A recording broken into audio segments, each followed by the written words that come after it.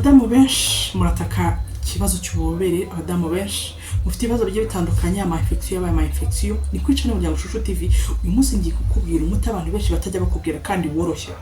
Umuti woroshye, tandukana ngo fata ibi, ngo shyiramo ibi, ngo gira gute. No mu kureba no mu kumva na mbere yo gukoresha umuti runaka jya bantu ushyire mu nyurabwenge zawe. Urebe ko nta ngaruka kugira.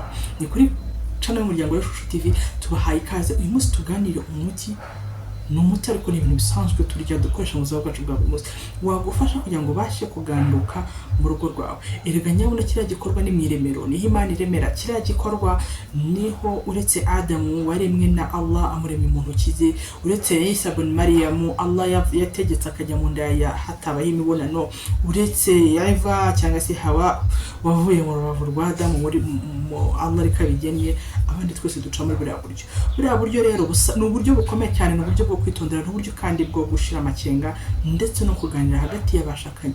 Ingingo itagenda neza mukayivugana. Uyu munsi ndashaka ko tuganira ko hari umuvandimwe wanyandikiye muri comment, akenshi ngiye ibintu bivugaho ariko hari umuntu wongishije inama kavuga ati uyu ni umutinyutse. Hari benshi batatinyutse kuba baza ngo banganirize. Bo n'umutwara rero bafite ikibazo ntago bigenda neza, ariko bose ni bazima, nta kindi kibazo bafite.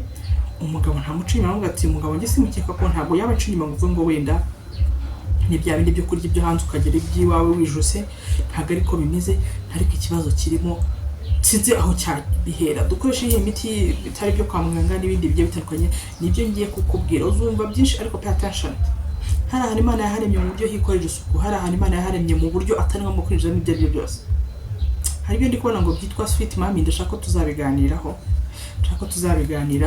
Pay attention ukoresha ikintu icyo ari cyo cyose, kuko who knows, you never know, ibintu ibyo ari byo byose wapfa gukoresha bitari naturel. Kukira kintu ntabwo bamwe ngo nahantu bagisoroma bagisarura kiyejeje ngo ni sweet mami, sinzi ngo ni ibiki ibintu birimo amasukari yo kongerana ugashyira mu myanya yawe myibarukiro. Pay attention my darlings. Ni karibu twakomeje. Uyu munsi ndashaka kubwira umuti wa mbere wa mudamu we uzakoresha ukabaza kuganduka mu banga y'abashakanye, utababara, utameze gufatwa ku ngufu, kandi ikindi ukaganira n'uwo mwashakanye ibitagenda neza mukabinoza.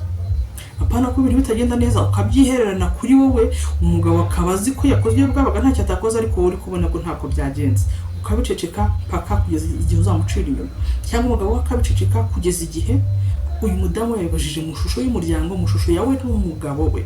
Hari n'umutwara wigeze kubibaza w'i Burundi, mu papa w'i Burundi nawe icyo kibazo n'umudamu wari ambwa tumeze gutya na gutya yabohotse. Badamu mujye muhoka mubwira abatware banyu bitagenda neza mu bikosora, mujye muhoka mubwira abatware banyu ibitagenda, kuko kubicicika niko kujya gucana inyuma, kubicicika niko kwandagaza umuryango nyarwanda, kubicicika niko kwiyandagaza nk'umubyeyi.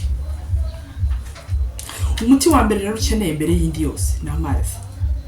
Wanyweye amazi litiro 3 ku munsi ukeneye usabwa bitewe n'ibiro byawe n'ingano yawe. Wanyweye amazi litiro 2, amazi bugezi ayasanga wivomye kuri robine aba ya jibu, ayo buvomye ku mugezi, bitewe naho ubushobozi bwawe buri kugarukira. Ko twese burya tunywa amazi, ariko samwe hari unywa jibu, hari unywa yo mu cupa atanayabonye atayanywa, hari unywa niri, hari n'unywa yo kuri robine aho, hari n'unywa nayo ku isoko. Ikinyenzi n'amazi bugezi niyo nshaka kubwira, cyangwa amazi buzi adafite ikindi kintu avangiyemo.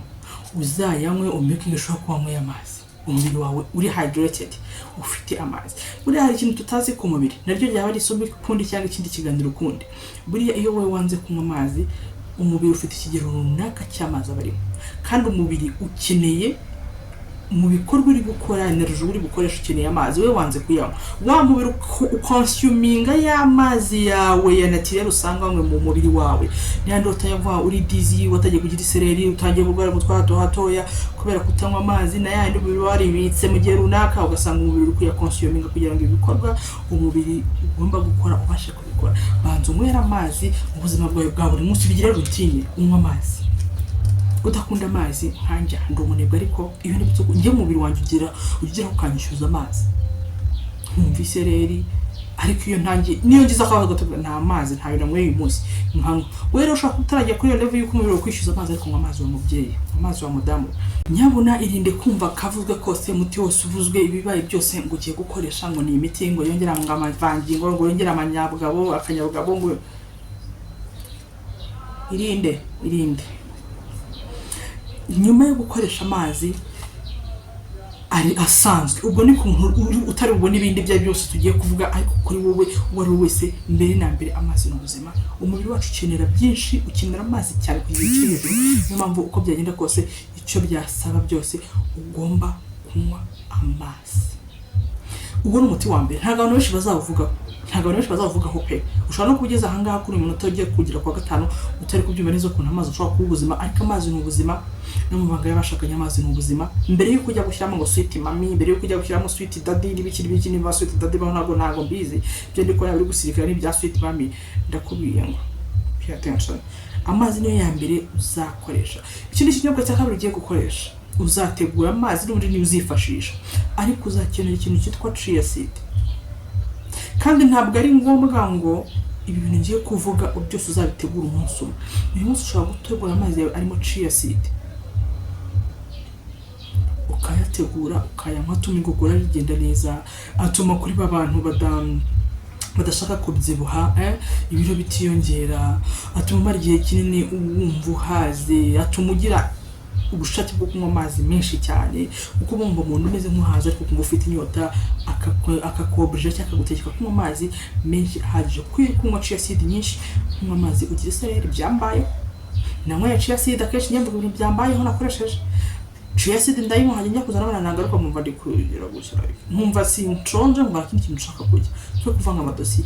Ariko nyuma nibwo umuntu yambwiye ati niba ukoresha chia seed jya unywa amazi, uko wakoresha chia seed mu cyimbo cyo kurya unywa amazi. Rero koresha chia seed izaguhatira muri n'umwanzi w'amazi, kunywa amazi kugira ngo umubiri wawe ugire amazi bisavinga akeneye nandi uri gukenera mu byumwe cyangwa ubundi. Uzakoresha amazi arimo chia seed. Rero video ndumva naba narayikoze yo kuntu ategura, ntabwo ari ibintu bikomeye. Uri umuntu utategereje kuri cyangwa ako kanya yaraze mu litiro amazi ya muri litiro 3 z'amazi, uzayanywa ejo uzirirwa uyanywa, ibyo ni sawa.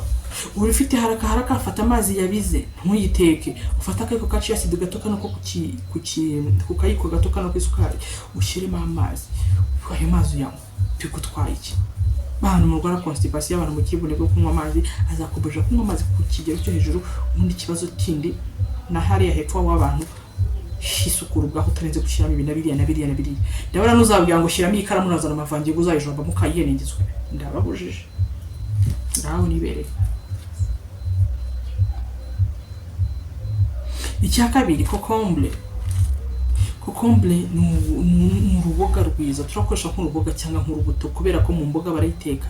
Abatabizi kokombure itekwa mu imboga z'ibyatsi, biriya bishufurere n'ibiki, kokombure ushobora kugakatiramo ugateka rwose.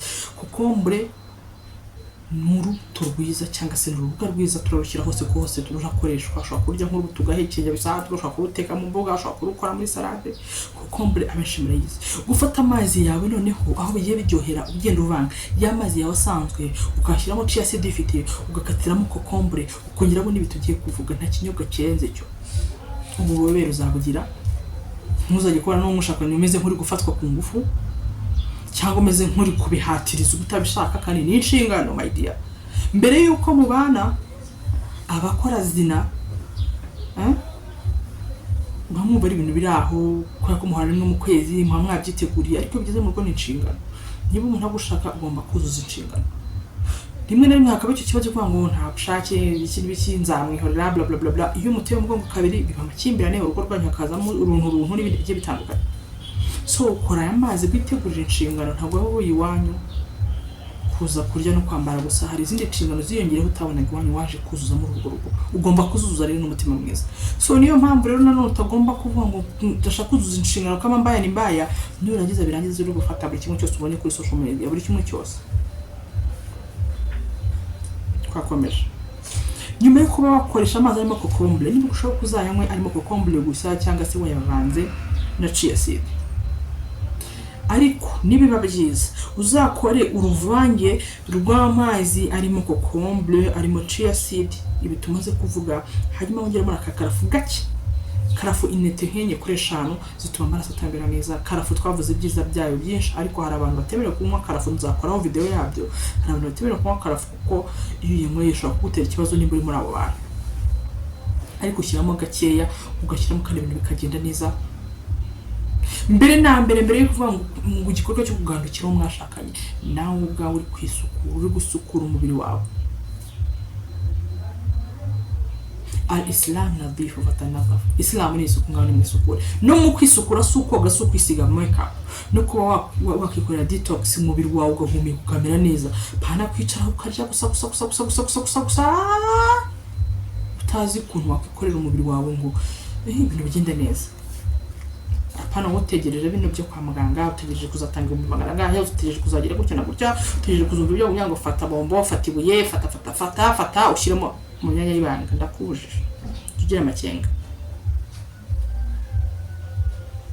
Ikindi kintu wakongeramo nyamukuru, gombo umuti ku bagore, imboga ku bagore ndetse n'abagabo. Gombo ni umuti ukomeye cyane. Nibiba byiza ibi byose wabibonye ubikorere mu kinyobwa kimwe. Ufata amazi yawe uyategure, ukatiremo gombo, niyo twaba tuntu dutatu, ushyiremo gombo, ushyiremo kokombure iringaniye, ushyiremo chia seed. Uzaba uri kwivura indwara nyinshi kandi uri gutunganya na hepfiri iwabo w'abantu, kandi utiri ukoresha ibyamvu hinajya. Buri kintu kiri naturel kimejeje gitandukanye n'ikintu utambwiye ngo bagisoromya. Ndabivuga ku byo numvise muri sweet mami bimeze nka bombo hekenya, ngo bishyire pfiriye. Uzabikora byumvikanye n'umugabo wawe, ngo ugomba kubikora utabyumvikanye n'umugabo wawe, wabikora bikagutera infection cyangwa bikagutera ikindi kibazo. Imibiri y'abantu ntabwo ikora kimwe, niyo mpamvu you have to pay attention ku byo ukoresha mu buzima bwawe bwa buri munsi. Ikinyobwa cya mbere cyangwa se umuti wa mbere yose ibyo twagomba kuvuga ni amazi bugeze ukanywa litiro 3 ku munsi, ibintu bizagenda neza. Ayo niba utayashoboye tegura iki kinyobwa, tegura amazi, ushyiremo chia seed, ushyiremo kokombure, ushyiremo karafu dukeya, hanyuma ushyiremo gombo ihagije. Amazi uyashyiremo yatereke, uyashyiramo ugiye kuryama mu gitondo, yirirwa ari nka routine yawe yanywa, bigira umugenzo, uzagira ubuzima bwiza, uzakira amavi. Gombo ifasha gukira amavi, karafu ifasha kugora kumera neza, karafu ituma ugira impumuro nziza mu kanwa niba w'abantu. Uhavuga ibyiza bya buri cyose tuvuza hano, ntabwo bivuga ngo birangize. Ibyo turya ni umuti, ibyo turya ni ubuzima. Amagara aramirwa. Ndabakunda rero no kwicana n'umuryango Shusho TV. Umuti wa mbere abantu batavuga n'amazi. Amazi bugeze cyangwa se ukayategura muri ubu buryo, ariko nyabona ukirinda washize ibi bakoresheje ibiyoshye, uzarwara infection utazi aho ziturutse, uzitiranya n'uwo mwashakanye. Erega umuntu nazara kuri social media numbona imbere ya kamera ndi kuvuga ibintu, ujye bishyira mu nyurabwenge yawe n'urugo rwawe n'uwo mwubakanye, ntukabishyire mu nyurabwenge ya rusange y'abagabo. Buriya niko bimaze. Fata uwawe nyine muri kona muri iyo nzu muri mwasezanye mu mubana, niwe ndi kuvuga. Niwumva ibyo bintu bitamuriho bitamureba naho bihuriye nawe, ukumva iki kibazo kitakureba, abo ibintu byose ari fresh, ikomereze. Ariko wirinde kuba wafasha buri kumenya kose buri video yose, buri kintu cyose ubonye cya buri muntu wari wese ugiye kugishyira muri pratique, kuko ntuzamenya icyakusha cyavuye. Ndabakunda rero ni kwica n'umuryango, muhahe muronke kandi mushyira amakenga ku byo mukoresha ibyo byose, by'umwihariko ibyo mushyira mu mubiri. Ndabakunda, barakarama. Thanks for watching.